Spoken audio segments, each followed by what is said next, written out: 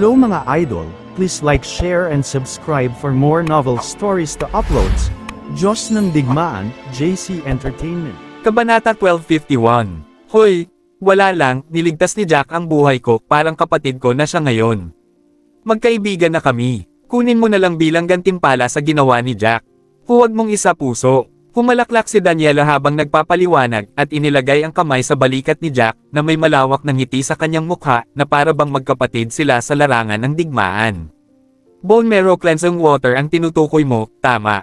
Napakalaki ng tubig na ito. Bagamat ang mga tao ng pamilya Cabello ay nagsimulang magsanay ng bata pa at hindi na kailangan ng tubig na ito, ang mahalagang pool ng pamilya Cabello na iyon ay hindi makakapagdulot ng ganoon karaming tubig sa isang taon para sa atin, tama ba? At saka, ang ganitong uri ng tubig ay angkop para sa sinumang martial practitioner din, kung sino man ang kumuha nito ay mahusay din. Nagulat si Nash sa alok ni Daniela na bigyan sila ng tubig. Sabay-sabay na kumunat ang kanyang mga kilay, nagpatuloy siya, ang pamilya Cabello ay tiyak na nag-iingat ng ganoong kayamanan, at nagbibigay lamang ng gantimpala sa mga nagbigay ng malaking kontribusyon. At saka, 5 hanggang 6 na bahagi lamang ang kayang gawin ng pool bawat taon, hindi ba? Natatakot ako na ang iyong ama ay hindi madaling aprobahan ang ideyang ito. Ang mas masahol pa, kung malalaman niya na tiyak na hindi niya binalak na magbigay sa amin ng ganoong paraang bagay. Hey! Kung hindi siya pumayag, kukunin ko na lang ng hindi niya nalalaman. At sa oras na malaman niya, huli na ang lahat. Anyway, kung hindi ko babanggitin na para sa White family iyon, paano niya malalaman? Marahan at walang pakialam na ibinuka ni Daniela ang mga salita. Miss Cabello, masyado kang mapagbigay sa amin. Hindi ko nga alam kung paano ka babayaran. Tumanggaw si Joanne, hindi mapakali ang tono niya. Hehe, tita, magkaibigan kami ni Jack, at nanay kanya, nanay ko na rin kayo. Kaya wag na kayong mag-isip pa. Wala lang. Tinapik-tapik ni Daniela ang kanyang dibdib at sinigurado si Joanne. Si Jack, na tumabi, nasaksihan ang buong palitan at nawala ng imak. Ano ang ibig niyang sabihin noong sinabi niyang nanay niya ang kanyang ina? Hindi ba siya natakot sa maaaring isipin ng iba sa pangungusap na ito? I see. Mabuti kung ganoon. Natigilan si Joanne sa naging tugon din ni Daniela. Binalikan niya si Daniela ng nakakainis ng ngiti at saka tumahimik. Tama, Jack, dahil nandito ang third young mistress na si Cabello, pakisamahan mo siya kapag libre ka na. Responsibilidad mo na siya. Napangiti naman ng mahina si Nash kay Jack at umorder. Huwag kang mag-alala, padre. Mag-aayos ako ng lugar para makapagpahinga siya. Isang mapait na ngiti ang iginanti ni Jack. Hoy, dapat may mga bakanteng kwarto pa sa tirahan mo, di ba? Hindi mo naman ako kailangang ayusin ng hiwalay na tirahan, magbakante ka na lang ng kwarto para sa akin sa tirahan mo. Mas convenient para sa akin na hanapin kita sa ganitong paraan, di ba? Napangiti si Daniela at nag-propose kay Jack. Oh, okay, sige. Hindi na nakaimik si Jack pero isang awkward na ngiti lang ang nagawa niya. Noon lang lumitaw ang isang kontentong ngiti sa magandang katangian ni Daniela. Pagkatapos ay bumaling siya kay Nash at sinabing, Master White, magsisimula na ang kompetisyon, at sa palagay ko ay aalis na kayo sa isa pang 5 hanggang 6 na araw, tama? Tiyak na sasali rin ang pamilya Cabello, kaya sa tingin ko ay mananatili ako dito ng ilang araw at aalis kasama kayo pagkatapos. Hindi mo iyon papansinin, tama ba? Ma'am, huwag kang mag-alala. Wala akong pakialam dito. Si Daniela Cabello ang apple of her father, at dahil nagkaroon siya ng magandang relasyon kay Jack, magandang pagkakataon iyon para mabawasan ang tensyon sa pagitan ng dalawang pamilya. Pagkatapos ng lahat, ang kasalukuyang pamilyang puti ay nakaranas ng malaking pagkawala sa kanilang kapangyarihan pagkatapos ng insidente ng third elder at Lily. Ang pamilyang White ay hindi kayang magkaroon ng isa pang malaking sagupaan sa isa pang mahusay na makapangyarihang pamilya ngayon. Kabanata 1252. Hehe, salamat talaga. Titingnan ko muna ang lugar. Tuwang-tuwa si Daniela na para bang siya ay isang bata na nakakuha ng papuri mula sa kanyang mga magulang. Sige na, Jack. Ibalik mo muna si Miss Cabello para magpahinga, baka pagod na kayo sa pagmamadali sa pagbabalik dito. Tumanggaw si Nash bilang kasiyahan at inutusan ang anak. Inabot ni Jack si Kylie kay Joanne at umalis kasama si Daniela.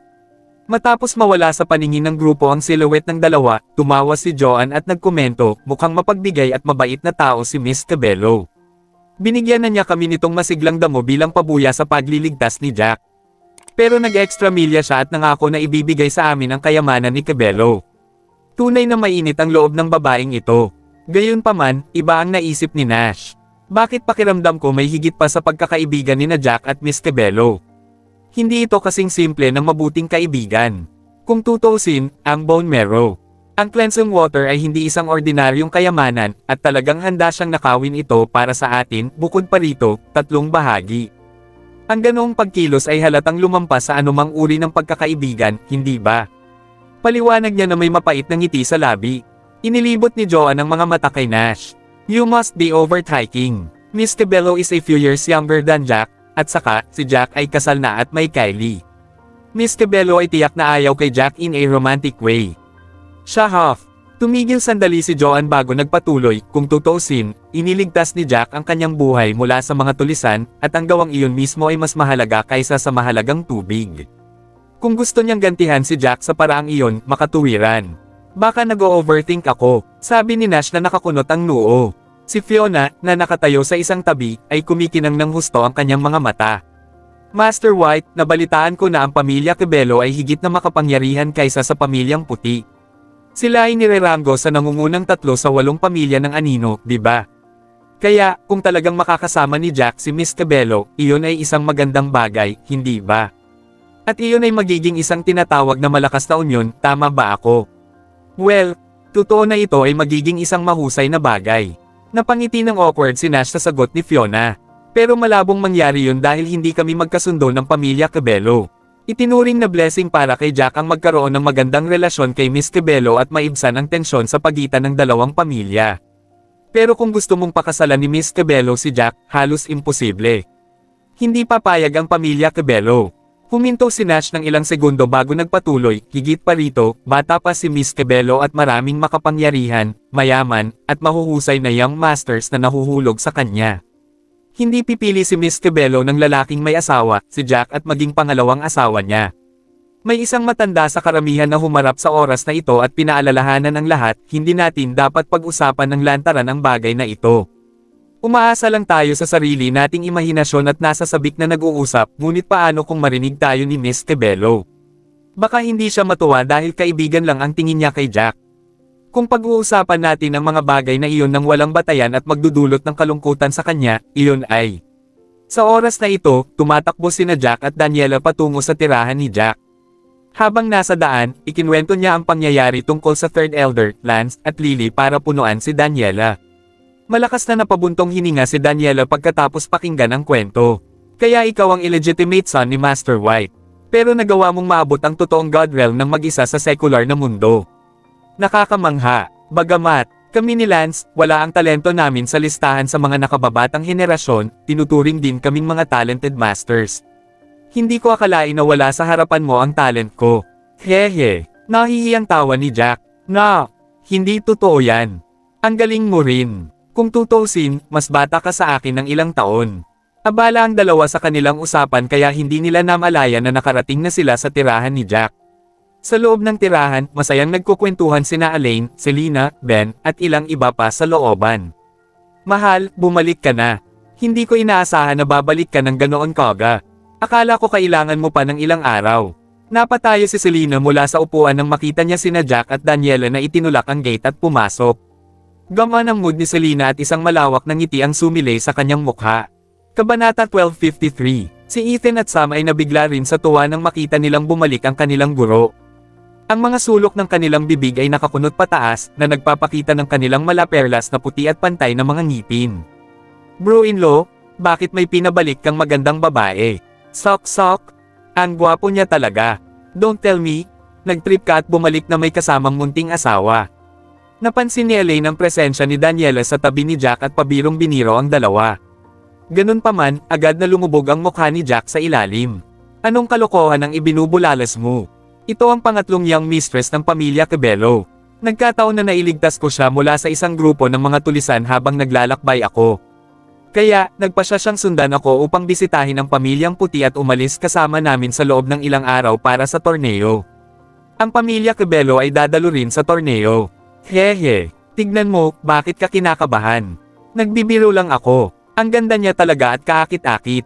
Natawa si Elaine sa malaking tugon ni Jack at sinabing, ang magandang miss na ito ay ang iyong asawa.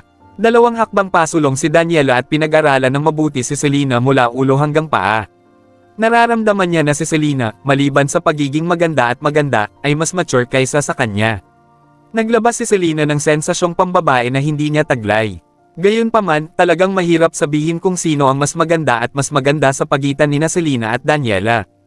Ang bawat isa sa kanila ay may kanya-kanyang mga kaakit-akit na puntos. Oo, at ang pangalan niya ay Selena. Napangiti si Jack sa labas, pero sa totoo lang, pinagpapawisan siya sa pag-aalala sa loob ng puso niya. Natatakot siya na baka may napansin si Selena. Si Jack ay talagang nasa isang ganap na estado ng takot na para bang siya ay nakaupo sa mga pin at karayom. Sinipa niya ang sarili sa pag-iisip ng partikular na gabing iyon. Kung hindi niya ininom ang alak ng unggoy, hindi siya malalasing at hindi niya gagawin ang ganoong bagay kay Daniela. Siya ay lumabag sa isang babae at kinuha ang kanyang unang pagkakataon. Kung magpapanggap siya na parang walang nangyari at pipiliin niyang hindi managot, magiging *sick move iyon at habang buhay siyang hindi mapakali, sa pag-aakalang may na-violate siyang dalaga. Hello Sis Selena, my name is Daniela Cabello and I'm the third young mistress of the Cabello family. You can call me Daniela. Lumapit si Daniela kay Selena at magiliw na inilahad ang kamay para makipagkamay kay Selena. Isang matamis na ngiti ang isinukli ni Selena sa kanya at saka iniabot ang kamay para hawakan si Daniela. Nice to meet you, Daniela. Ang asawa ko ay isang mabait na tao. Kapag nakatagpo siya ng hindi makatarungang pangyayari, hahakbang siya at makikialam. It's fate that we can get to know each other. From now on, we're good friends. Manam. Masayang iniangat ni Daniela ang ulo. Pagkatapos noon, ipinakilala ni Jack ang iba kay Daniela, at pagkatapos ay nagayos siya ng isang silid para makapagpahinga ito. Master, ang tagal na nating hindi nagkita, hindi ba dapat magsama-sama tayo at mag-inuman? Lumapit si Joseph at nakangiting sinabi kay Jack. Hehe, magandang ideya yan. Nagkataon lang na gustong bumisita ni Kylie sa bayan sa ibaba ng bundok at hindi pa nakakapunta doon si Miss Cabello. Paano ito, sabay tayong pumunta sa bayan ngayong gabi para kumain at uminom. Pwede rin tayong mamasyal sa night market doon. Napangisi si Jack at sumang-ayon.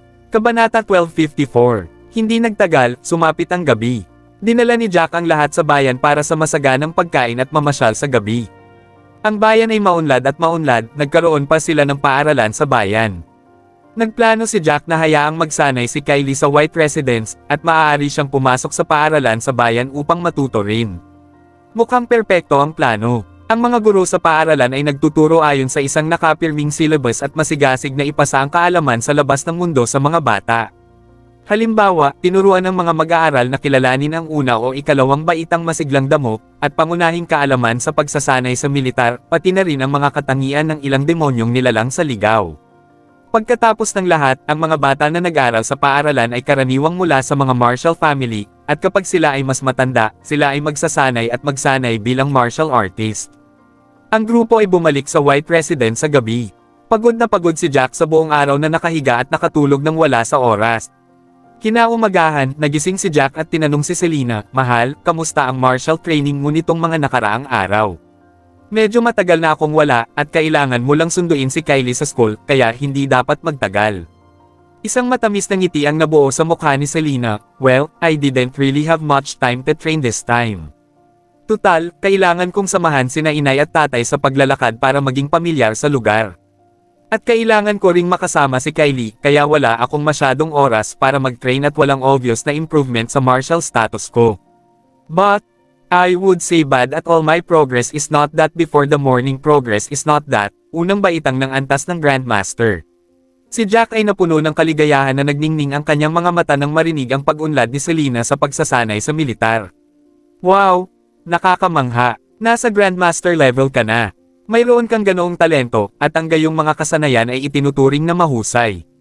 Salamat sa iyo, mahal. Hindi ko ito makakamit kung hindi dahil sa Chi Congregation Pill at Spirited Grass na ibinigay mo sa akin.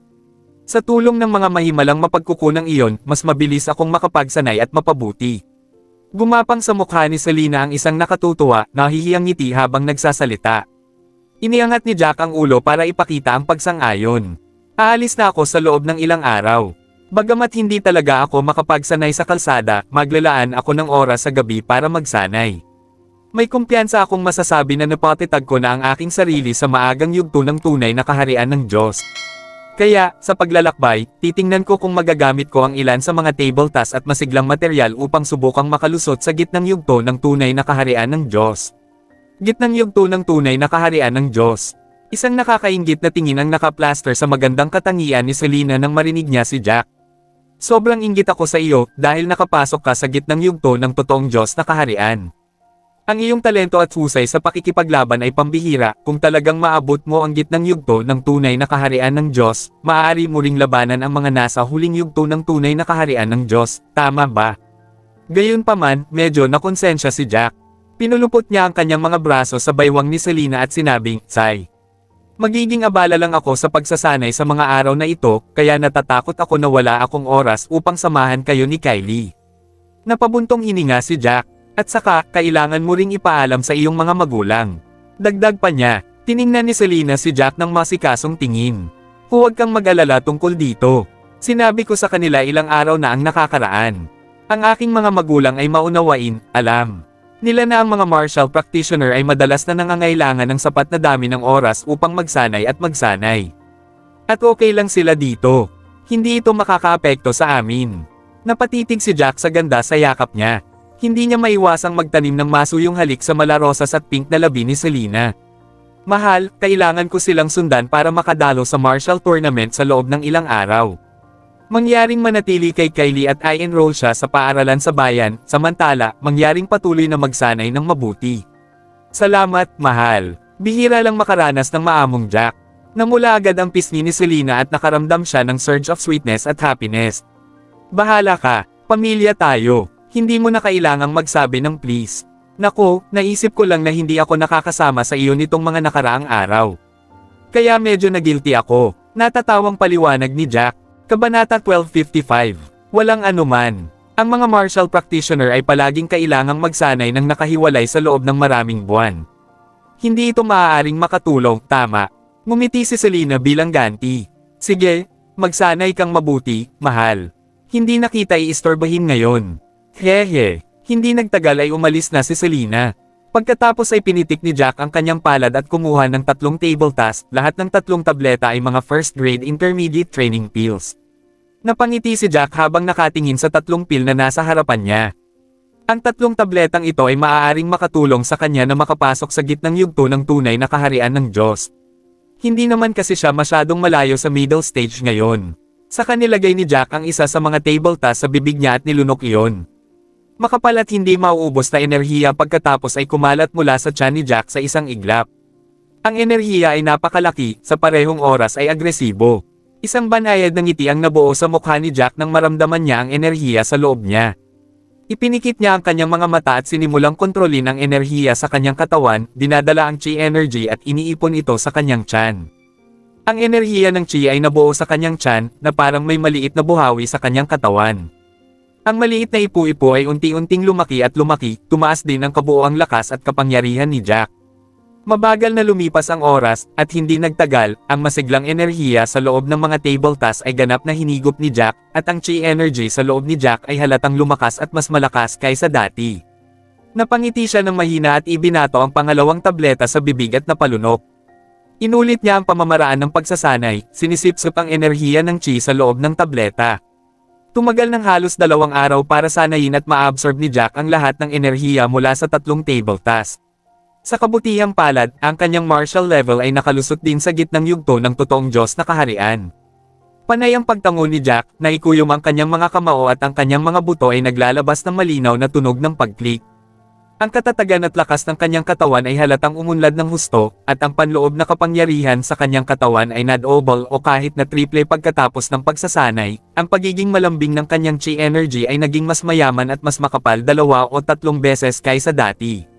Hahaha, iba talaga ang pakiramdam na nasa gitnang yugto ng totoong Diyos. Napakasarap sa pakiramdam, at ang lakas ko sa pakikipaglaban ay mas malaki kaysa dati. Napangiti si Jack na may kasiyahan, at saka siya lumabas ng kwarto. Si Selena, na nakikipaglaro kay Kylie sa labas ng bahay, ay nagulat sa hitsura ni Jack sa oras na ito. "Hindi kaya. Paano mo nakumpleto ang iyong pagsasanay ng ganito kabilis?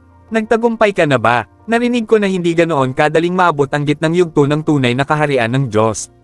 At para sa ilang mga taong nabigong makalusot, kailangan nilang magpahinga ng ilang sandali bago sila makapagpatuloy na sumubok muli. At kung ikaw ay kapaspalad, baka masugitan ka pa.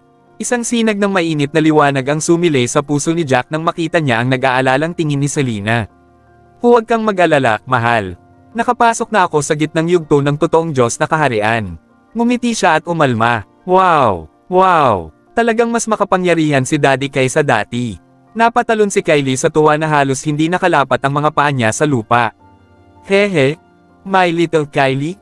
Kapag medyo tumanda ka na, pwede ka nang mag-training, and in the future, you have to strive to be more powerful than Daddy, okay? Binuhat ni Jack ang kanyang anak mula sa lupa at marahang kinurot ang cute na ilong ng batang babae. Puno ng mainit na pagmamahal ng ama ang kanyang mga mata. Kabanata 1256, Ginangyugto na kaharian ng totoong Diyos. Narinig ni Daniela na kalalabas lang ng kanyang silid, ang usapan ng mag-asawa. Nagulat siya sa kanyang narinig at pagkatapos ay napabulalas ng may kagalakan, talagang talentado ka. Ang bilis mo sa pagsasanay at pagsipsip ng enerhiya mula sa mga pildores ay masyadong mabilis. Maaaring kailanganin ng iba kahit isang linggo o mas matagal pa para makapasok sa gitnang yugto ng tunay na kaharian ng Diyos. Ngunit talagang gumamit ka lang ng 2 araw at nagtagumpay. Sa sandaling ito, ang paghanga kay Jack ay lalong lumalim sa loob ni Daniela. Pinagpapantasahan pa niya na kung magkakaroon siya ng pagkakataong ipakilala si Jack bilang boyfriend niya sa kanyang ama, ano kaya ang iisipin ng kanyang ama. Nako, maswerte lang ako. Natatawang sabi ni Jack at mahinhin. Ang galing. Ang galing talaga. Sa kasalukuyan mong martial level at combat prowess, baka manalo ka sa unang pwesto sa paparating na martial tournament. Sa wakas ay madadalo mo ang karangalan sa White Family. Tumingin si Daniela kay Jack, puno ng hindi maipaliwanag na sinag ang mga mata. Kahit hindi mo makuha ang unang pwesto, tiyak na malalagay ka sa top 3. Nangungunang 3, bahagyang natigilan si Jack sa sinabi niya. Mukhang walang magandang rate ang pamilyang White sa tournament na ito noong mga nakaraan. Pagkatapos ng lahat bago siya bumalik sa pamilyang puti, si Lance White na nasa rurok ng kaharian ng demigod ay itinuturing na unang binhi sa pamilyang puti. At ngayon dahil naabot na ni Jack ang gitnang yugto ng totoong Diyos na kaharian, naisip niya na hindi magiging problema ang pagkuha sa unang pwesto. Hindi niya inaasahan na nakita siya ni Daniela bilang top 3 pero hindi siya ang champion. Ngumiti si Daniela at ipinaliwanag niya, ang pamilyang puti ay palaging nasa ilalim ng listahan sa mga nakaraang torneo. Bagamat ang pamilyang puti ay hindi ang pinakamasama sa torneo, ang iyong pamilya ay naging isa lamang sa 8 pamilya ng anino kamakailan, kaya tiyak na ang pamilyang puti ang pinakahuli sa 8 pamilya ng anino. Napakamot ng ulo si Jack. Sa katunayan, ang pamilyang puti ay naging isa lamang sa mga first class na 8 anino na pamilya kamakailan. Bagamat ang pamilyang puti ay mas makapangyarihan at mas malakas kaysa sa mga pamilyang iyon sa pangalawang klase at pangatlong klase, ang agwat sa pagitan ng puti at ng iba pang 7 pamilya ng anino ay malawak pa rin. Lumapit si Daniela kay Jack at marahang tinapik ang balikat nito. Hindi ka naman masama. Isipin mo, ang pamilya Cabello at ang iba pang mga anino pamilya, mga dekada na tayong mga first class na pamilya at ang iba sa kanila ay may mga daan-daang taon na pamana. At ang pamilya mo ay bumangon lang lately, hindi pwedeng ikumpara sa atin. Inaalo niya siya. Natakot si Daniela na baka makasakit sa kumpiyansa ni Jack ang kanyang mga salita, kaya't ngumiti siya at sinabing, ngunit ang iyong antas ng militar at kahusayan sa pakikipaglaban ay itinuturing na mataas at malakas. Tiyak na mapapahanga mo ang maraming mga first class shadow na pamilya sa pagkakataong ito. Naku, hindi ko sinusubukang magpahanga, ngunit susubukan ko ang aking makakaya. Oh, Jack, hiniling sa akin ni Itay na sabihin sa iyo na may 3 araw pa bago tayo umalis, kaya dapat mong ihanda ang iyong sarili. Mabilis na may naisip si Selena at pinutol ang usapan.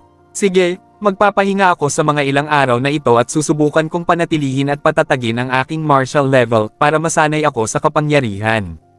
Tumango si Jack. Habang nag-uusap, napansin ni Selena ang maliwanag at nagniningning na sinag sa mga mata ni Daniela habang nakatingin kay Jack. Hindi ganoon din ang ipinakita niya noong nakikipag-ugnayan siya sa iba, kay Jack lang. At ang sinag ay naglabas ng isang bagay na matulungin ito ay puno ng pagmamahal at pagmamahal. Nagsalubong ang kilay ni Selena habang iniisip iyon. Daniela, hindi na ako sasama sa pagkakataong ito. Tulungan mo naman akong alagaan si Jack ha. Ipinagkatiwala ko siya sa iyong pangangalaga. Sabi ni Selena kay Daniela matapos mag-isip sandali. Kabanata 1257. Hindi inaasahan ni Daniela na bigla na lang lalabas sa bibig ni Selena ang mga ganoong salita. Natigilan siya saglit bago sumilip kay Jack. Huwag kang mag-alala, magkaibigan kami ni Jack, siguradong aalagaan namin ang isa't isa. Ipapakiusap ko rin sa kapatid ko na patahimikin si Jack sa tournament. Tumanggaw si Daniela, napakalakas ba ng kapatid mo? Napakunot ang noo ni Jack sa narinig. Ayon sa mga salita at tono ni Daniela, tila ang kanyang kapatid na babae ay isang malakas na martial practitioner, dapat mataas ang martial level niya. For this tournament, as long as you're from the martial families and you are below the age of 30, you are eligible to participate. Bata pa ako, so normal lang sa akin na mababa ang martial level. Marahan nang umiti si Daniela bago sinabing, ngunit, ang aking pangalawang kapatid na babae, siya ay nasa maagang yugto ng tunay na kaharian ng Diyos, at ang aking nakatatandang kapatid na babae, siya ay nasa gitnang yugto ng tunay na kaharian ng Diyos. Bagamat siya ay katulad mo, sa gitnang yugto, siya ay isang hakbang lamang ang layo mula sa huling yugto ng tunay na kaharian ng Diyos. Siya ay maaaring makalusot sa huling yugto sa anumang oras. At ang kanyang pinakapanggitna ng mga kakayahan sa pakikipaglaban ay ang mga tunay na kakayahan sa pakikipaglaban na nasa gitna ng mga tunay na kakayahan ng Diyos at sa mga husay sa pakikipaglaban, kaharian. Nagkibit balikat si Daniela habang nagsasalita. May sasabihin pa ako tungkol sa pangalawang kapatid ko, pero ang kuya ko, masyado siyang malakas para sa iyo. Halos imposible na matalo mo siya. Dagdag niya, I see. Salamat sa paalala. Pero sa tingin ko ay hindi ka makikinig sa iyo ng mga kapatid mo at magiging madali sa akin. Isang tuyong ngiti ang ibinigay ni Jack. Bagamat hindi sila hinahanapan ng mali ng pamilya Lagorio nitong mga nakaraang araw, tila kumalat ang nangyaring affair sa pagitan ng pamilya Lagorio at ng White family.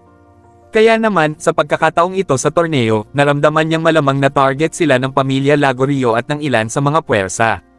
Hindi siya kumpiyansa na sabihing walang anumang isyo sa paligsahan. Lalo na, ang mga puwersa at pamilyang iyon, na halos kapareho ng antas ng pamilyang puti bago naging isa ang puti sa 8 pamilya, ay tiyak na may inggit sa pamilyang puti. Hindi na sila makapaghintay na hilahin ang pamilyang puti pababa mula sa mga pamilyang anino sa unang klase. Ang aking nakakatandang kapatid na babae at pangalawang kapatid na babae ang pinakamahal sa akin. Kung kakausapin ko sila ng personal, hindi ito dapat maging problema. Itinikom ni Daniela ang kanyang malarosas na pink na labi at sinabing, Say, kailangan ko ring magsumikap at magsikap na makapasok sa maagang yugto ng tunay na kaharian ng Diyos. Hindi ko laging magagamit ang aking murang edad bilang dahilan para maging tamad. Napabuntong hininga siya. Ubo. Sa pagtingin sa iyo, sa palagay ko'y tinatimad ka na sa trabaho. Pang-aasar ni Jack kay Daniela matapos marinig ang sinabi nito. Ang batang babae na nauna sa kanya ay minsan ay nagpapalabas ng pagiging kabataan at pagpapakyut sa kanyang mga salita at pag-uugali na nagparamdam kay Jack na may kakaiba sa kanya. Oo, pero konti lang. Well, minsan, nakakatamad ang training. Humadjejek si Daniela. Mabilis na lumipas ang oras at hindi nagtagal ay lumipas na ang 3 araw. Sa loob ng 3 araw na ito, dadating si Daniela para kausapin sina Jack at Selena tuwing malaya siya at sadyang pasayahin si Selena sa pamamagitan ng pagsasabi sa kanya ng ilang mga insight tungkol sa martial training at technique. Sa wakas, pagkatapos ng 3 araw, dumating na ang araw. Kasama sina Nash at Jack, maraming elder ng White family, pati na rin ang ilan pang miyembro ng pamilyang White. Umalis sila sa umaga, buntong hininga. Kung hindi inisip ng ikatlong elder ang tungkol sa pag-aalsa at nakapasok na sa rurok ng totoong Diyos na kaharian, magkakaroon na tayo ng 2 malalakas na tao sa rurok ng tunay na kaharian ng Diyos. At sa wakas ay maitataas na natin ang ating mga ulo sa paligsahan na ito. Ngayon, pagkatapos ng insidente, hindi lang natin napabuti ang kabuoang lakas at kapangyarihan ng ating pamilya, ngunit marami rin tayong naurong. Habang papunta sa torneo, huminga ng malalim ang unang elder at idinagdag, at natatakot ako na sa pagkakataong ito ay nasa likod natin ang target. Maraming puwersa at pamilya ang target sa atin. Nash, gayunpaman, ilagay sa isang masigasig na mukha. Ayos lang. May tiwala ako sa pamilya natin. Lalakas din tayo sa lalong madaling panahon. Kabanata 1258, sa kabilang banda, ang ulo ng pamilya Cabello at iba pa ay nag-aalala tungkol sa isang bagay. Paikot-ikot sila sa hall at mukhang nag-aalala ang mga mukha nila. Mahigit 1 buwan nang wala si Daniela.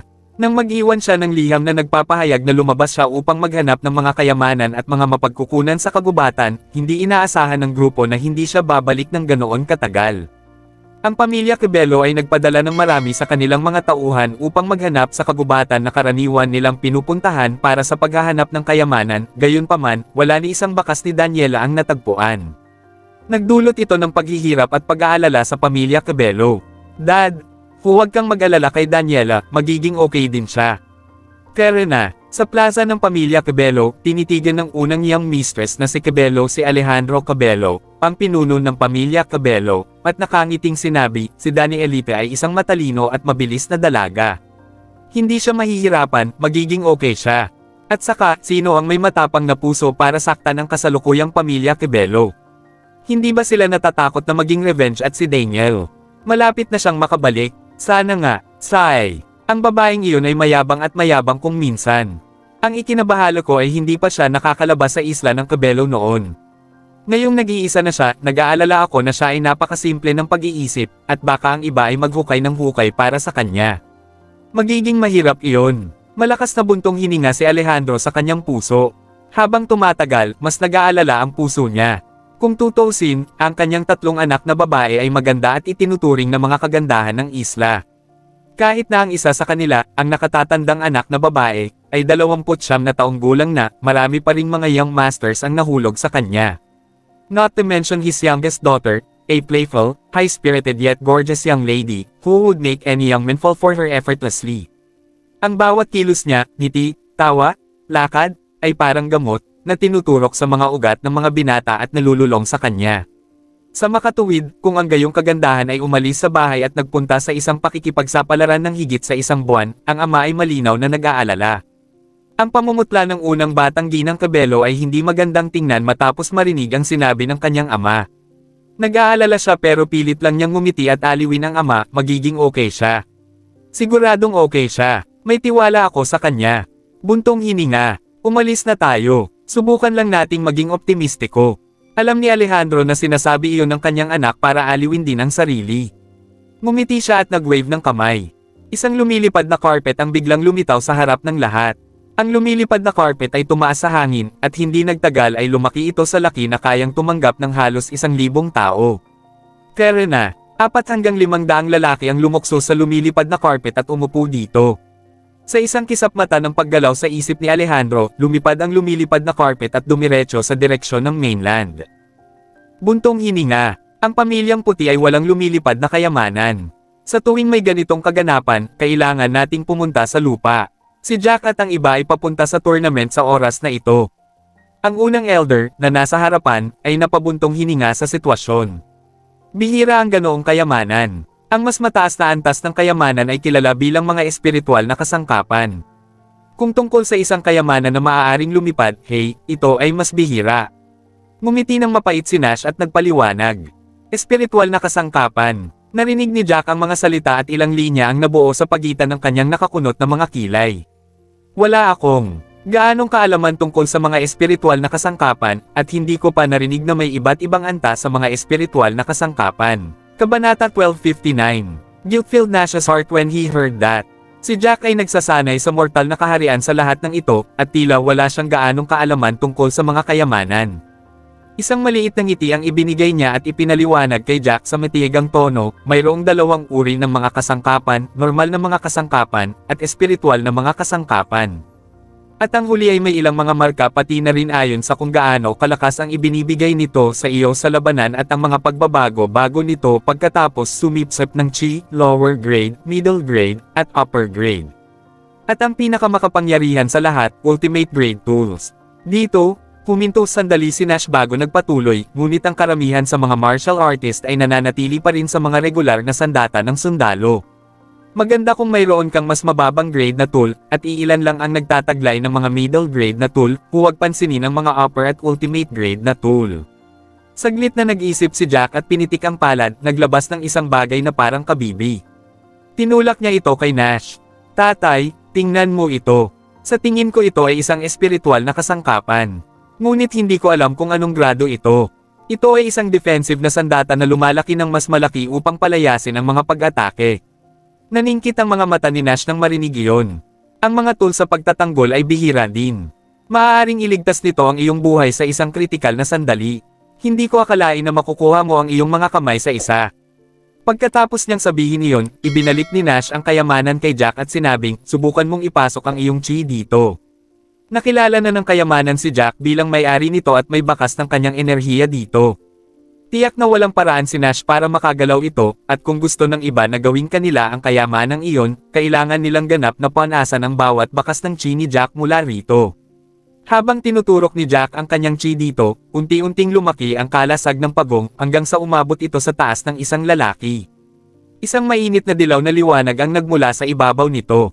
Mula sa mga pagbabago nito, ito ay dapat na isang middle grade na tool. Hindi masama sa lahat. Mayroon lamang tayong iilan sa mga ganoong armas sa White Family. Saglit itong pinag-aralan ni Nash bago sumili ang ngiti sa kanyang mukha. Natutuwa siya na nakuha ni Jack ang kanyang mga kamay sa gayong kayamanan. Oh, tama. Mayroon akong isa pang item dito. Marahil ito ay isang espiritual na kasangkapan. Iningatan ni Jack ang kalasag at ngumiti habang inilabas ang itim na espada. Pagkatapos ay ibinuhos niya rito ang kaunting lakas niya. Biglang may lumabas na itim na flash mula sa hugis dragon na espada. Isang mabangis ngunit tahimik na alon ang kumalat sa buong lugar. Ngumiti si Jack. Ang espadang ito ay isang espiritual na kasangkapan din. Ngunit malamang na mas mababa o nasa gitnang grado, tama ba? Hayaan mo akong tingnan. Isang hakbang pasulong si Nash at pinagmasdan ito. Pagkatapos ay kumalat ang pananibik sa kanyang mga tampok. May maliit na butas ang espadang ito. Dito, nakikita mo ba ito? Kaya hindi mo basta-basta ibuhos ang iyong enerhiya sa ganoong paraan. Kailangan mong ipasok ito sa butas na ito upang mailabas nito ang buong potensyal nito. Napabuntong hininga si Jack pagkatapos niyang marinig iyon. So sinasabi mo na hindi ko nagagamit ng maayos ang espadang ito sa lahat ng oras na ito. Kaunti lang ang nagamit ko sa kapangyarihan nito. Napakamot ng ulo si Nash. Ngunit kahit na, masasabi ko na ito ay isang espiritual na kasangkapan. Kailangan mong ibuhos ang iyong chi sa butas para matukoy ko ang grado nito. Tumanggo si Jack. Sinunod niya ang utos ni Nash at itinoon niya ang kanyang enerhiya sa kanyang palad bago ito sinulid sa maliit na butas na iyon. Ang espada, na orihinal na medyo puno, ay biglang lumiwanag at naglabas ng nakakatakot na ugong. Ang pagbabago-bago ay mas malakas pa sa pagkakataong ito. Kabanata 1260. Hindi inaasahan ni Jack na lalago rin ang espada. Iba't ibang aura din ang tumago sa kanyang ulo. Pagkatapos niyang matanggap ang mensahe, labis siyang natuwa. Ang kanyang mga tampok ay nagpakita ng labis na kasiyahan. Ito ay dapat na isang ultimate grade na tool. Tuwang-tuwa ang unang elder kaya nanginginig ang kanyang boses. Tanging ang pinakamalakas sa mga pamilya ng anino ang may ganoong kayamanan, at kahit noon pa, isa lang ang taglay nila. Ito ay maliwanag na ito ay lubhang mahalaga. Walang nag-isip na ang espada ni Jack ay isang ultimate grade tool. Tama, hindi ko akalain na magiging ultimate grade tool ito. Wala akong napansing kakaiba tungkol dito noong kinuha ito ni Jack. Excited na rin si Nash. Hindi niya inasahan na ang espada ni Jack ay isang napakahalagang kayamanan. Tatay, sa palagay ko nakatanggap ako ng mensahe mula sa espada ngayon lang. Excited si Jack. Ikinumpas niya ang kanyang kamay, at ang espada ay lumipad paitaas, mabilis na lumawak sa kalangitan hanggang sa mukhang 2 o 3,000 tao ang makakatayo dito. Sa isang panloob na pagtulak, ang espada ni Jack ay lumiit muli hanggang sa umabot ito ng halos 1,000 tao. Ito ay isang kasangkapan na maaaring lumipad. Diyos ko, magagamit mo ito upang lumaban at lumipad. Napakahirap makuha ang gayong kayamanan. Naunawaan kaagad ng maraming matatanda kung ano ang ibig sabihin ni Jack nang makita nila itong malayo ang kinokontrol ito. Ito ay mahusay. Kung iyon ang kaso, maaari tayong umupo sa espadang ito upang tumungo sa kompetisyon. Tuwang-tuwa rin si Daniela matapos masaksihan ang lahat ng iyon. Maging ang flying carpet ng kanyang ama ay hindi ganoon kataas sa grado. Maaari lamang itong lumipad, at hindi mo magagamit ito sa pakikipaglaban. Ito ang unang pagkakataon na nakakita rin siya ng ganoong kayamanan. Kaya na, sa isang kumurap, tumayo si Jack sa ibabaw ng espada at ibinalita sa lahat. Haha, sige. Tumawa si Nash at lumipad din, marahan na dama po sa ibabaw ng espada. Kaya na, masaya ring sumakay ang lahat. Hindi ko talaga akalain na may ganoong espada. Haha, hindi ko akalain na uupo ako dito. Tumawa ang unang elder at umupong naka-cross-legged. Lumipad ang espada sa ilalim ng kontrol ni Jack. Hindi lang ito isang flying sword, ngunit isa rin itong ultimate grade tool. Ang paghanga ay kumalat sa mukha ng pangalawang elder. Nasa simula ka ng yugto ng tunay na kaharian ng Diyos ngayon, ngunit sa pamamagitan ng espadang ito, maaari kang makipagsabayan sa mga nasa intermediate stage. At maaari kang magkaroon ng pagkakataong talunin sila. Tumanggo ang lahat ng marinig iyon. Nakakalungkot lang at hindi pa doon ang level ni Jack, bulong ni Nash. Kung siya ay nasa intermediate stage ng True God Realm, magkakaroon tayo ng isa pang manlalaban sa advanced stage na may pinahusay na kapangyarihan na ibinibigay ng espada. Nakakamangha ka, Young Master Jack, nakangiting sabi ni Lancelot. Nalampasan mo kami ng napakabilis. Kabanata 1261. Walang inaasahan na magsasalita si Daniela sa sandaling ito, may nakakaalam ng ngiti sa kanyang mukha, nakikita kong hindi mo. Alam na si Jack is already in the intermediate stage of the True God Realm. Sumailalim siya sa breakthrough ilang araw na ang nakakaraan. Gamit ang espadang ito, maaaring mayroon siyang husay sa pakikipaglaban ng isang manlalaban sa advanced stage. Ano? Siya, nakalusot na siya. Natigilan si Nash. Inikat niya ang ulo kay Jack sa tuwa. Jack, totoo ba yun? Ikaw nasa intermediate stage ka na ng True God Realm. Diyos ko, napakabilis niyang nakalusot. Isa kang tunay na master, Young Master Jack. Hindi makakapantay si Young Master Lan sa iyo. Maraming matatanda ang hindi napigil ang mapasigaw. Naghihinala sila kung nanaginip sila. Pagkatapos ng lahat, ang pagkabigla ng malaman na si Jack ay may isang ultimate grade na sandata ay hindi pa ganap na hamuupa, at ngayon ay sinasabi nila na siya ay pumasok sa intermediate stage ng totoong Diyos na kaharian. Hindi naging madali ang pagsulong sa mga yugto ng katayuan ng tunay na Diyos. Nangangailangan ito ng mahusay na kakayahan mula sa practitioner. Higit sa lahat, ang ilan ay hindi magtatagumpay sa paglusot kahit na pagkatapos ng ilang beses na pagsubok, at kailangan nilang magpahinga ng ilang oras bago magtangkang sumubok muli. Kaya naman alam ng lahat kung gaano kahirap ang pagsulong sa mga yugto. Tumanggaw si Jack nang makita ang excitement ng lahat. Nag-breakthrough ako. Nasanay na rin ako sa chiko nitong mga nakaraang araw. Hey! Parang ama, parang anak. Paanong hindi kami maiinggit sa isang master na katulad mo, Jack? Tumanggaw si Titus bilang kasiyahan, halatang excited din. Sa sandaling ito, lumitaw ang isang lumilipad na espada mula sa ibang direksyon, patungo sa kanilang pupuntahan. Ito ang pamilyang Norman. Napakunot ang noo ng unang elder nang makilala niya sila, ang kanilang mga espada ay palapit sa isa't isa. Ang pamilya Norman. Napakunot din ang noo ni Daniela nang marinig ito. Alam niya na ang pamilya Norman ay kapantay sa mga tuntunin ng lakas sa pamilya Cabello. Gayunpaman, ang pamilya Norman ay may magandang relasyon sa pamilya Cabello, at dahil ang pamilya Cabello ay may masamang pakikipag-ugnayan sa pamilyang White, ang pamilyang Norman ay hindi rin malapit sa pamilyang White. Higit pa rito, maraming mga young masters mula sa pamilyang Norman ang interesado kay Daniela. Iyon ang dahilan kung bakit madalas nilang labanan ang mga miyembro ng pamilyang White, lahat upang makakuha ng pagkilala mula sa kanya at sa kanyang dalawang kapatid na babae. Hindi niya akalain na makakasalubong nila ang grupong ito hindi nagtagal pagkatapos umalis para sa kompetisyon. Mabilis ding nakilala ng mga tao sa kabilang flying sword si Jack at ang iba pa. Tingnan mo, may lumilipad na espada doon. Siguradong isa pang makapangyarihang pamilya. Nakangiting nagsalita ang isang dalaga sa katabi niya. Mukhang White family. Nakakunot ang noo ng matanda na nakatayo sa harapan matapos silang pagmasdan sandali. Kakaiba. Kailan pa nagkaroon ng lumilipad na espada ang pamilyang puti? Akala ko doon sila maglalakad. Pagkatapos nilang marinig ito, marami ang nagtawanan. Bagamat ang pamilyang puti ay isa sa 8 pamilya ng anino, walang kabuluhan ang kanilang lakas kumpara sa iba pang 7. Kaya naman nagkatinginan sila. Sa kanila, Kabanata 1262, huwag kang tumawa. Malamang na nakapulot sila ng mas mababang klaseng tool na nagkataong lumipad patungo sa isang lugar, kaya ginagamit nila ito. Ang unang elder ng pamilyang Norman ay nagsalita sa isang sardonic na tono. Kung tutusin, mukhang mapurol at ordinaryo ang espada ni Jack noon, at kaunting itim lang ang nakabalot dito. Lumipad ito ng mabagal, hindi masyadong mabilis at hindi masyadong mabagal. Iyon ang dahilan kung bakit walang paraan upang sabihin ang grado ng kayamanan. Ang tanging bagay na maaari nilang tiyakin ay ang isang lumilipad na kayamanan ay walang alinlangan na isang espiritual na kasangkapan. Ang ilan sa mga mababang uri ng espiritual na kasangkapan ay maaari ding lumipad, ngunit hindi sila makalakad ng napakabilis. Nakuha nila, ang kanilang pangalawang elder ay natigilan saglit. Kahit isang lumilipad na kayamanan ay hindi sulit na kunin kung ito ay isang mababang grado, komento niya, nakangiti. Malamang na gumastos sila ng malaking halaga para mabili ang segunda manong bagay na iyon. Isang young master mula sa pamilya Norman ang nagmulat ng kanyang mga mata. Ikalawang elder, paano mo nasabi iyan? Mataimtim niyang sabi. Isa rin sila sa 8 shadow family at first class na pamilya. Paano mo masasabing bumili sila ng second-hand item? Hey! Totoo yan. Nakalimutan ko na. Inalis ng pangalawang elder ang kanyang trono na muling nagpatawa sa lahat. Ngumisi din ang binata. Halatang kasabwat nila ang isa't isa.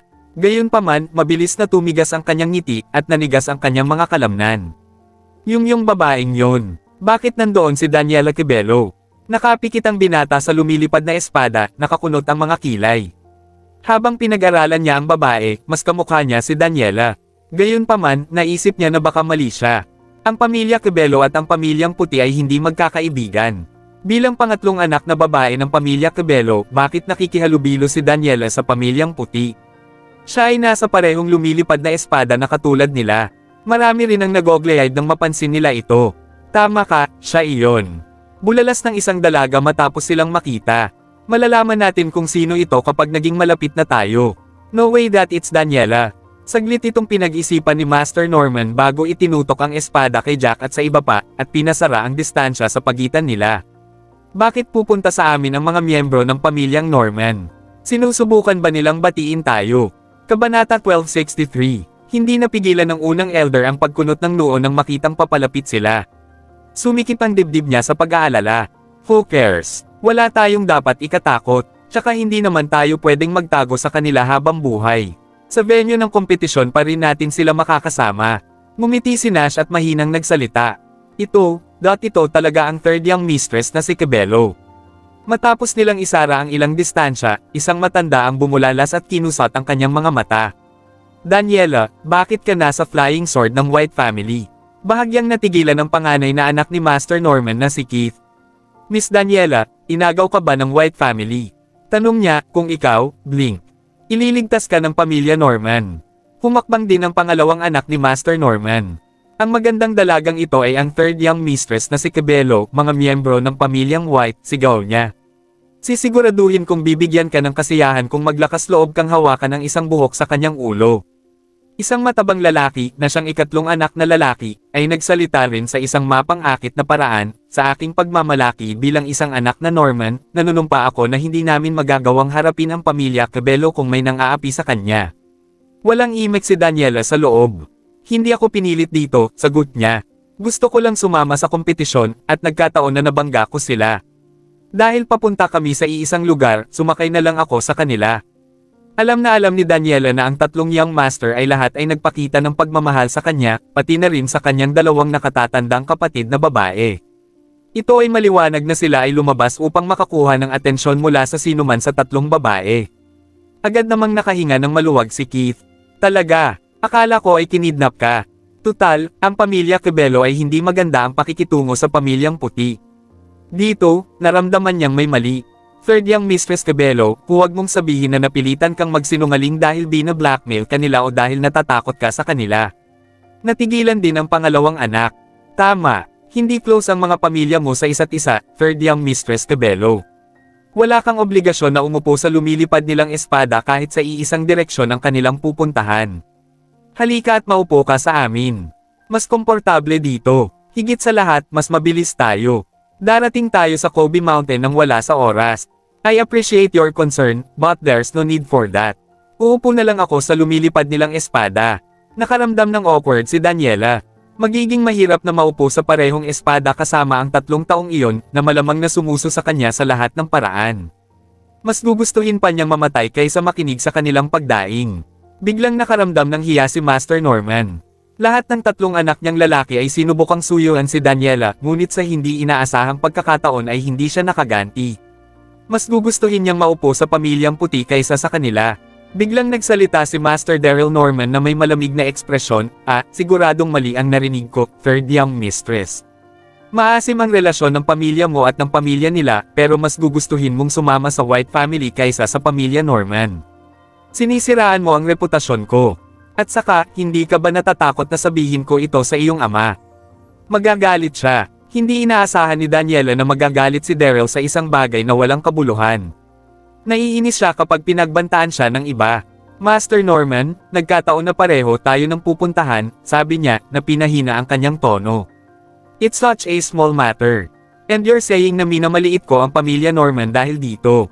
Isa rin sila sa mga tamang shadow family. It's not out of the ordinary for me to follow you or follow them. What do you mean that I'm jabang at your reputation?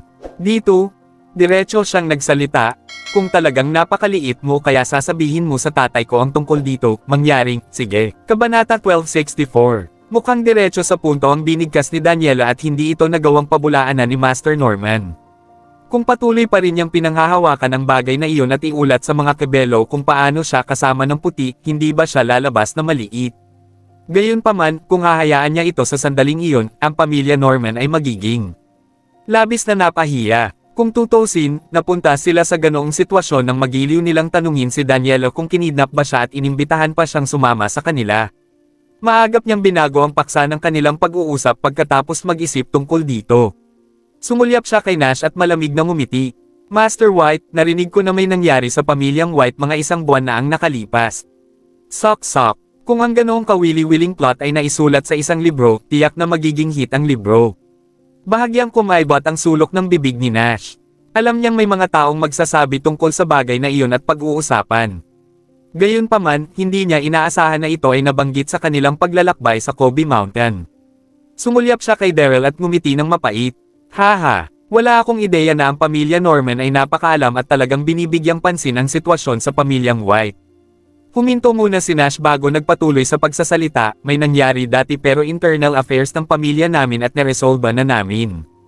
Halatang walang balak si Nash na ituloy ang usapan sa kanya. Sa kasamaang palad, si Daryl na napahiya kanina, ay hindi nagplano na pakawalan si Nash ng ganoon kadali. May mapaglarong ngiti sa kanyang mukha habang sinasabi, naresolba mo na ba talaga ito? Hindi ka ba masyadong kumpiyansa tungkol dito? Sa aking palagay, hindi ito isang bagay na madali mong malulutas. Ang iyong asawa ay aktwal na nasangkot sa isang affair sa third elder. Sai, who knew that Lily Lagorio is that kind of a person? Nabalitaan ko na nilason ka pa niya. Sok.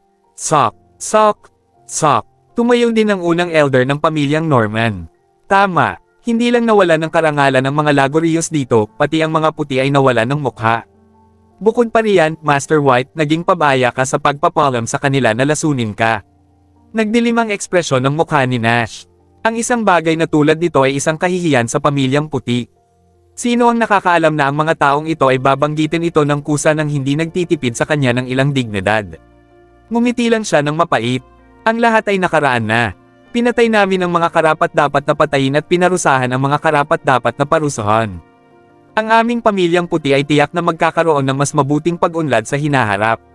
Nakangiting sinabi ng anak ni Daryl na si Keith, magkakaroon ka ba ng mas mahusay na pag-unlad? Sa palagay ko ay hindi. Haha, nagsumikap ka ng husto para maging isang first class na aristokratikong pamilya. Siguradong nagdusa ka ng malaking kawalan ngayong namatay na ang third elder, ilan pang elder, at patronums. Haha, ang ilan sa mga pamilya na minsan ay hindi mo alam ang posisyon na ito. Ngumiti ng mapait si Nash. Eldest young master, tama ang sinabi mo na naranasan namin ang napakalaking kawalan. Gayunpaman, maganda ang pag-unlad namin sa nakalipas na 2 hanggang 3 taon. Ang posisyon ng third elder at ang iba pang mga elder ay kinuha na ng ibang branch family masters. Nagsusumikap din kaming lumakas. Kailangan naming obserbahan ang aming paglaki sa hinaharap. Bagamat lihim na hindi nasisiyahan si Nash, alam niyang mabuti na huwag masaktan ang 7 pamilyang ito. Kaya naman, gagawin niya ang lahat ng kanyang makakaya na sumuko sa ilalim ng gayong mga kalagayan at huwag makipag-away sa kabilang partido. Kaya naman, nanatili siyang kalmado kahit na sinabi ng kabilang partido ang mga bagay tungkol sa kanyang pamilya. Napanatili pa niya ang ngiti sa labi habang maayos na nakikipag-usap sa mga ito. Haha, natatakot ako na mahirap para sa inyo na makakuha ng pagkilala mula sa iba sa pagkakataong ito. Bilang isa sa 8 pamilya ng anino, hindi kayo makakakuha ng mababang posisyon sa kompetisyong ito. Nakakahiya kung hindi kayo makapasok sa nangungunang 10 at mauuwi sa mababang pwesto sa kompetisyong ito. Tumawa ulit ng malakas si Daryl Norman at sinabing, huwag kang mag-alala, Master Norman. Naniniwala ako na may posibilidad na sorpresahin ng pamilyang White ang lahat sa pagkakataong ito. Hindi na nakatiis si Daniela na nasa gilid. Noong nakaraan, hindi niya pinansin ang anumang komento ng pamilya Norman tungkol sa pamilyang White. Baka matuwa pa siya dahil miyembro siya ng pamilya Cabello. Gayunpaman, hindi siya komportable at hindi kumbinsido para sa pamilyang White nang marinig niya ang iba na nagkomento sa kanila ngayon. Tumayo pa siya at proactive na nagsalita sa ngalan ng White family. Kabanata 1265. Hindi inaasahan ni Daryl na hindi lamang tumanggi si Daniela na maglakbay kasama ang pamilyang Norman, tumulong siyang magsalita sa ngalan ng pamilyang White. Bahagya siyang natigilan bago siya nagsalita ng nakangiti, talaga. Let's see how it goes. Napaisip siya pagkatapos niyang magsalita bago muling nagtanong kay Daniela. Siya nga pala, Danielita, sigurado ka bang ayaw mong sumama sa amin? Kung uupo ka sa nasayang na lumilipad na espadang ito kasama ng mga puti, baka matagalan ka. Hindi ba't mas mabuting makarating sa mga bayan sa ilalim ng bundok Kobe ng mas maaga para magpahinga? Tito Daryl, bakit pakiramdam ko ang pag-upo sa kanilang lumilipad na espada ay mas mabilis kaysa sa paglalakbay kasama mo? Napangiti si Daniela habang nakatalikod para tanungin si Jack, Jack, mas mabilis ang flying sword natin kaysa sa kanila, di ba? Nanahimik si Jack sa buong oras dahil naniniwala siyang ang pag-unlad ng pamilyang White ay mapapatunayan sa tamang panahon. Gayunpaman, tumango pa rin siya habang napakaraming pinag-uusapan ni Daniela para sa kanila. Sigurado yan. Haha, sino ang nakakaalam kung saan nila nakuha ang nasayang na piraso ng basurang ito? Isang biro na iniisip pa nilang ikumpara ang bilis sa ating lumilipad na espada. Malamig na ngumiti si Keith. Daniela, hindi mahalaga kung nabaliw na ang mga puti. Bakit mo naisip ang sundan ang kanilang mga yapek? Ang lumilipad na espada ng aking ama ay isang panggit ng gradong espiritual na kasangkapan. Paano makikipagkumpetensya sa kanya ang walang kwentang lumilipad mong espada? Malalaman natin kung makakalaban natin ang kanyang lumilipad na espada pagkatapos nating subukan ito. Tinatamad mag-explain sa kanila si Jack. Binago niya ang kanyang mga iniisip at sa pagtaas ng bilis, ang lumilipad na espada ay lumipad palabas ng isang whoosh. Ang bilis naman. Natigilan si Daryl. Natuklasan niya na ang lumilipad na espada ni Jack ay malayo na sa kanila. F*6, hindi ako naniniwala na hindi ako makakahabol. Agad niyang kinokontrol ang lumilipad na espada para pabilisin ang takbo dahil gusto niyang mahabol si Jack at ang iba pa. Gayunpaman, mabilis na ang lumilipad na espada ni Jack at dinaragdagan pa niya ito. Pagkaraan ng 10 segundo, tuluyan na nilang itinapon ang mga Norman at nawala sa kanilang paningin. Paano yun posible? Nabigo kaming makahabol. Dilat na dilat ang mga mata ni Daryl habang linulunok ang laway niya. Iniisip niya kung nagkamali ba siya. Walang tigil niyang dinaragdagan ang bilis ng kanyang lumilipad na espada at nasa hangganan na nito. Gayunpaman, ang kanilang distansya sa lumilipad na espada ng pamilyang puti ay palayo ng palayo hanggang sa tuluyan na silang iniwan sa likuran. Mapapatunayan lamang nito na ang antas ng lumilipad na espada ng pamilyang puti ay mas mataas kaysa sa atin.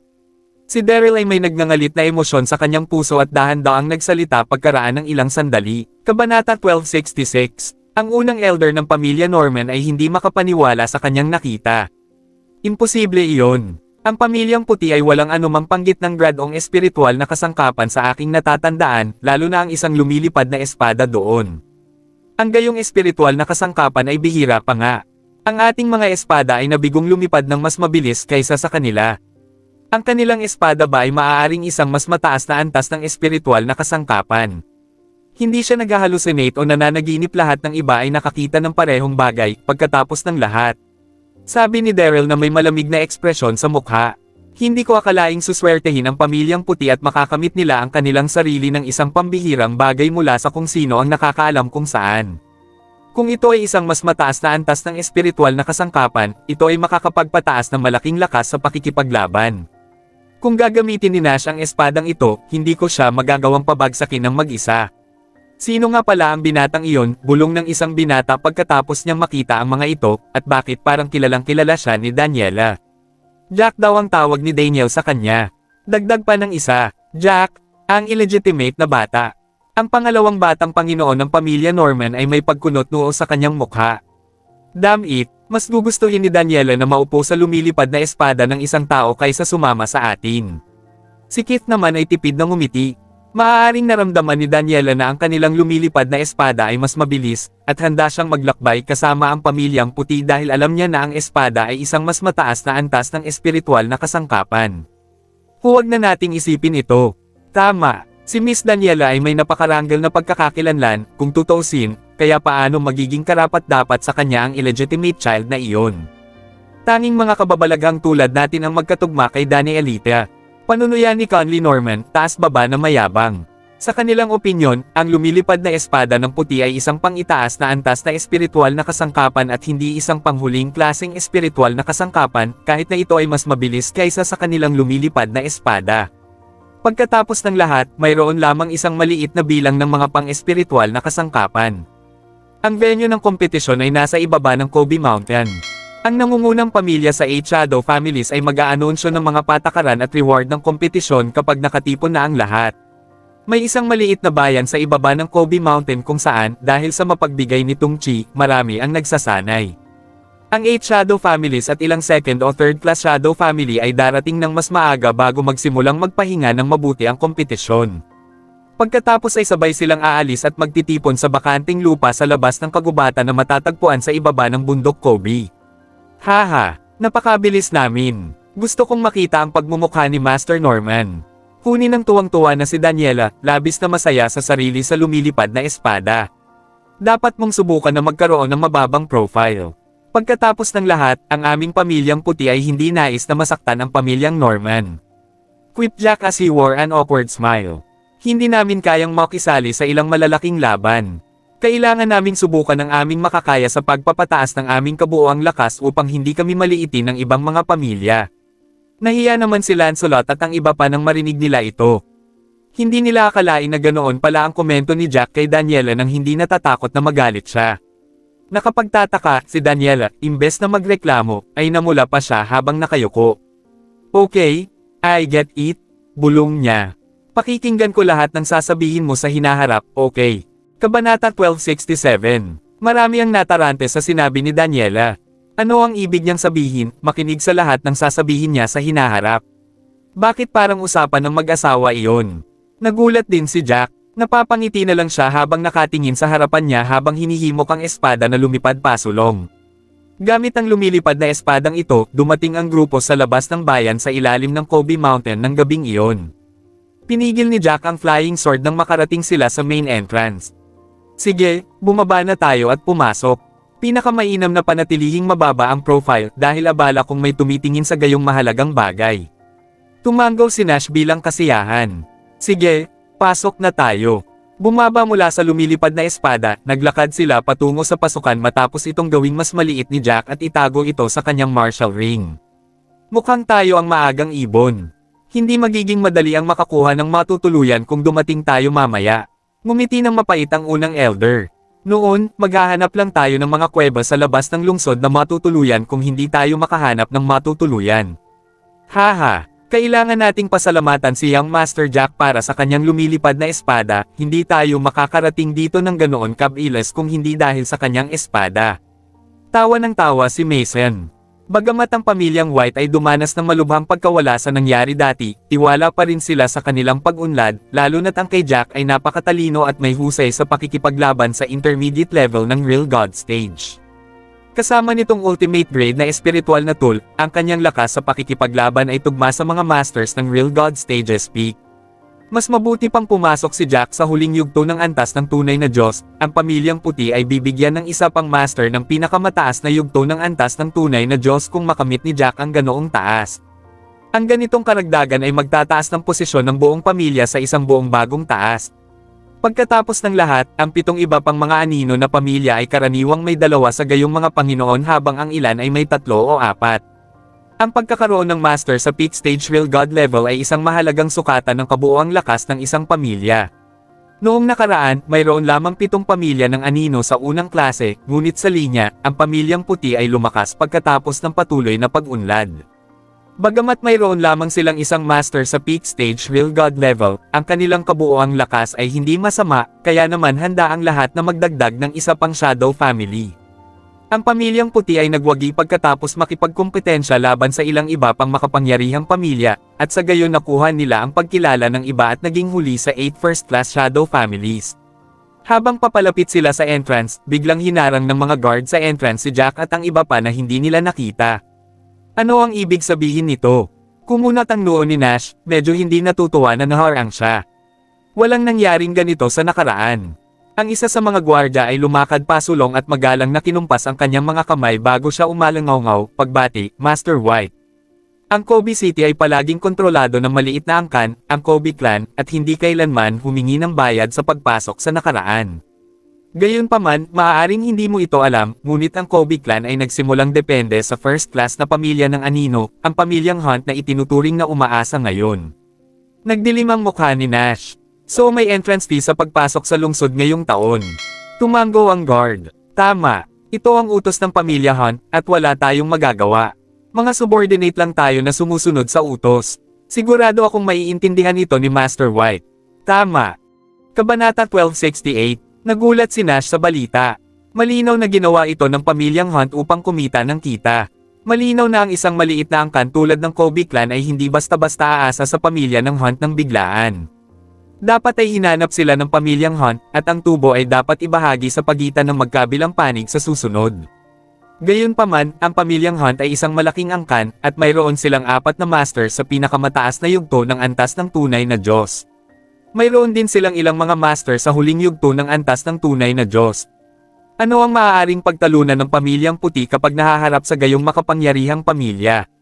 Nakangiti lang si Nash sa mga guard. Ngayon paano namin pahihirapan ka? Ito ang dapat naming gawin. Gagawin namin ito. Sabihin mo sa akin, ilang spirited stones ang kailangan naming bayaran.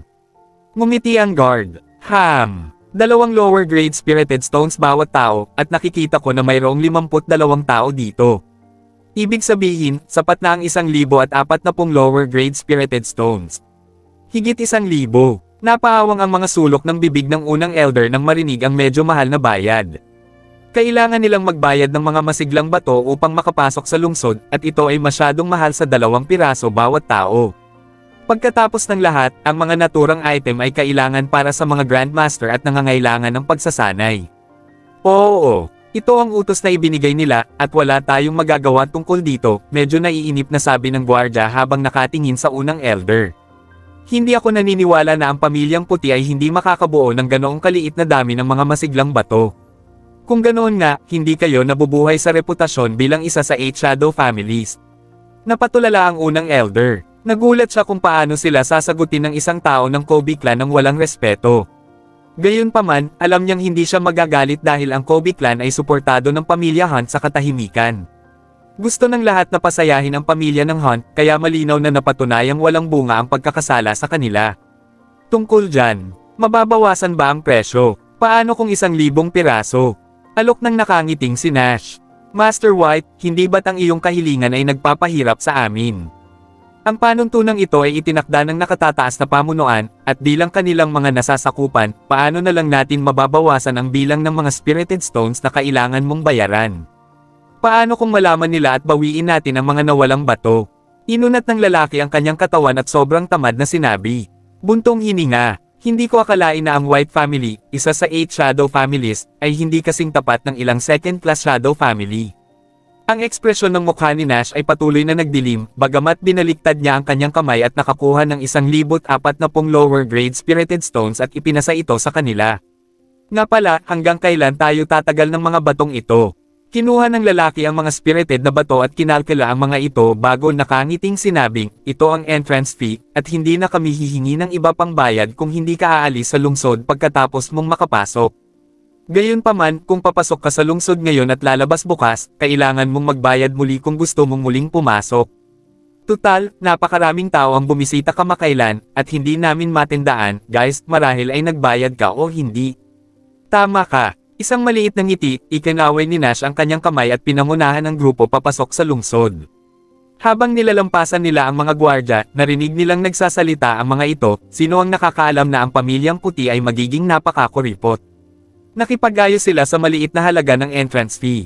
Hindi ako makapaniwala. Kabanata 1,269 na tumigil sa paglalakad si Jack at napapikit ang mga kamay dahil sa sobrang galit niya. Ang ganitong bayad ay hindi dapat kinuha sa kanila noong una at hindi pa nila hiningi ang bayad na ito sa nakaraan. Ito ay hindi patas dahil ito ay isang bagay na ginawa ng pamilya Hunt upang kumita ng pera. Sino ang nakakaalam na ang kabilang partido ay kukuha ng bayad na para bang ito ay makatwiran? Naglakas loob pa silang tumingin sa kanila dahil nasa likod nila ang suporta ng mga makapangyarihang tao. Hayaan mo na, napatingin si Nash kay Jack at walang magawang ngumiti. Ganito ang mundo, ang karapatang magsalita ay napupunta sa mga mas makapangyarihan. Ang Hunt family ay may 4 na Masters of the Peak Stage Real God level. Mayroon din silang malaking bilang ng Masters na nasa Final at Intermediate Stage ng Real God level. Hindi tayo compatible sa kanila dahil mataas ang level nila sa martial skills. Hindi lang ang Hunt family, kailangan din nating magbigay daan sa ibang pamilya. Natural na naunawaan ni Jack na ang kanyang mga aksyon ay kumakatawan din sa pamilyang puti. Niluwagan niya ang kanyang mga kamao pagkatapos tumango bilang pagsang-ayon at sinabing, sige, naiintindihan ko. Hindi maglalakas loob ang mga pamilyang iyon na ay bully tayo o tingnan tayo ng masama kung palakasin natin ang pamilyang White. Oo, walang ibang paraan. Subukan natin ang lahat para palakasin ang pamilyang White. Napabuntong hininga si Nash. Ang 1,000 higit sa mga piraso ng masiglang bato ay sapat na para magamit ng mga nakababatang henerasyon ng pamilyang White sa loob ng 1 buwan. Gayunpaman, wala silang magagawa nang sila ay nahaharap sa gayong dominanteng mga kaso. Hindi lang sila, kahit ang mga pamilya tulad ng pamilya Cabello ay kailangang magbayad ng mga spirited stones pagdating nila. Hindi tayo dapat pumasok sa lungsod kung alam natin na mangyayari ito. Makakahanap sana tayo ng kuweba at manatili sa labas ng ilang araw. Galit na sabi ng pangalawang elder habang naglalakad. Halatang hindi pa niya naranasan ang ganoong abbreviation. Hindi yun gagana. Umiling si Nash. Walang halaga iyon kung 10 taon na ang nakalipas. Gayunpaman, isa kami sa 8 shadow families na hindi at miyembro ng first class shadow family. Baka murahin kami o hamakin ng iba kung nanatili kami sa labas. Lalo na iyong mga pamilyang nawala sa amin, nagsusumikap silang madagdagan ang kanilang lakas na may pag-asang mahayla kami pababa at gawin silang isa sa mga first class shadow na pamilya. Walang magawang tumango ang pangalawang elder. Totoo iyon. Kung tutusin, nabanggit sa huling pagpupulong na ang mga first class shadow family ay kailangang manatili sa 8 pamilya sa loob ng susunod na 20 taon habang ang iba pang mga pamilya ay pangalawa o pangatlong klaseng shadow family. Magkakaroon ng talakayan para sa pagtaas ng bilang pagkatapos ng 20 taon. Dahil madilim na, nakahanap ang grupo ng isang maliit na hotel. Naku, hindi ba ito si Master White? Nakilala agad ng may-ari si Nash at masayang sinalubong sila. Boss Lane, kailangan natin ng 52 rooms. Gaano karaming spirited stone ang kailangan mo? Ngumiti si Nash sa kabilang party. Dapat nating sundin ang mga lumang patakaran at paano ang isang 20% na diskwento. Napangiti ng mapait si Boss Lane matapos niyang marinig ito. Masyadong masikip ang budget. Master White, ang ibang mga hotel ay hindi nagbibigay ng mga diskwento ngayon at pagkatapos mong kalkulahin ang lahat, kakailanganin mo ng 100 piraso ng spirited na bato. Paano kung 70 piraso lang ang kukunin ko sa iyo? 100 piraso. Bahagyang nagulat si Nash sa narinig niya. Hindi pa ba sapat ang 50 batay sa dating pagpepresyo? Bakit napakamahal? Kuya, tumaas ang presyo. Tumaas ang presyo ng lahat sa paglipas ng taon. Lahat ng tao ay tumaas ang kanilang mga presyo at kung hindi ako, ang mga nasa parehong industriya ay maaaring magdulot sa akin ng problema. Imposibleng ako ay makalaban sa mga malalaking boss na iyon, di ba? Kailangan mong ilagay ang iyong sarili sa aking sapatos. Ngumiti ng mapait ang amo. Itinaas niya ang kanyang mga kamay at sinigurado si Nash sa takot na ayaw ni Nash sa mga kwarto. Kuya, discount na ang 90 stones sayo. I can swear to you if you don't believe me. You can take look at the other hotels out there. Mas mahal ang mga hotel na yan at wala silang discount. Kabanata 1270. Napangiti si Boss Lane nang makitang nagdadalawang isip pa si Nash.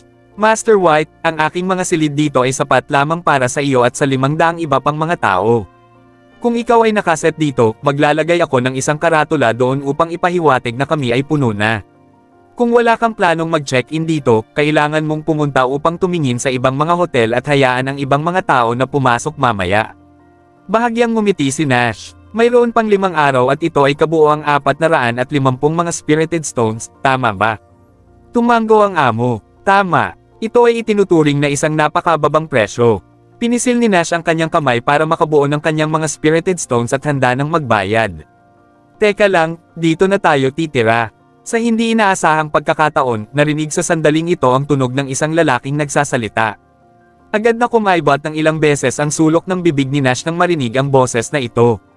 Ang nagsasalita ay walang iba kundi si Master Trenton ng pamilya Lagorio. Haha, Nash White, nagkataon lang.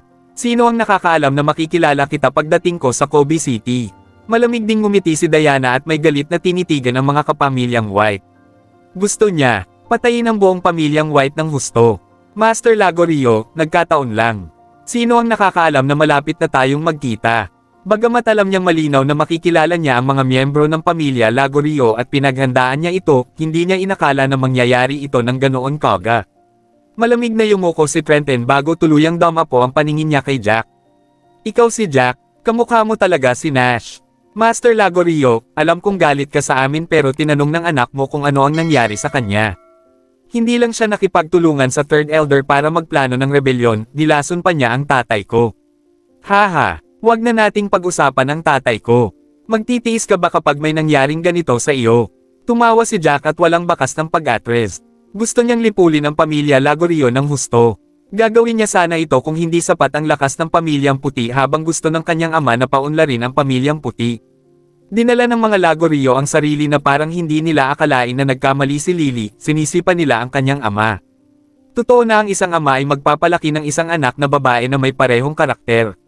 Nakaramdam ng hiya si Trenton nang marinig ang sinabi ni Jack. Kung tutusin, totoo naman na niloko ng kanyang anak si Nash at gumawa pa ng kasuklam-suklam ng lason nito si Nash. Tiyak na nagpakawala kayo mula noong pinatay ninyo ang napakaraming miyembro ng pamilya Lagorio. Kahit na ano, ang aking anak na babae at si Master White ay minsang ikinasal. Ang direktang pagsira sa kanyang pagsasanay ay mas brutal kaysa sa pagpatay sa kanya. Galit na galit si Diana. Nakadama siya ng matinding kirot nang maalala niya ang hitsura ng kanyang anak na babae. Pagkatapos ng lahat, ang kanilang anak na babae ay ginagamot dati bago ang susunod na asawa ay ikinasal sa pamilyang puti. Haha, sinisisi mo ba ang tatay ko sa hindi pagpatay sa kanya? Malamig na tawa ni Jack nang marinig niya ito. Kung ganoon, kailangan mo lang sabihin sa akin ng mas maaga. Baka mapatay ko siya kung sinabi mo sa amin ng mas maaga. Ikaw, hindi na napigilan ni Trenton. Naikuyom niya ang mga kamao at napaharap sa harap ni Jackie sa isang iglap. Direktang lumilipad ang suntok niya kay Jack. Mabilis na naglakbay si Trenton at walang senyales na kumikilos siya. Ang lahat ay nagulat sa mga tao. Hindi rin alam ni Nash na ang matandang ito ay magiging napakawalandiya at gagawa ng hakbang patungo sa kanyang anak, isang nakababatang henerasyon. Mabilis niyang ikinuyom ang kanyang mga kamao at handang sumugod at pigilan ang mga ito. Sa kasamaang palad, ang kasalukuyang Trenton ay napakabilis at si Nash ay malinaw na hindi nakarating sa oras. ****, how dare you? Please subscribe and hit the notification bell for more novel stories. JC Entertainment.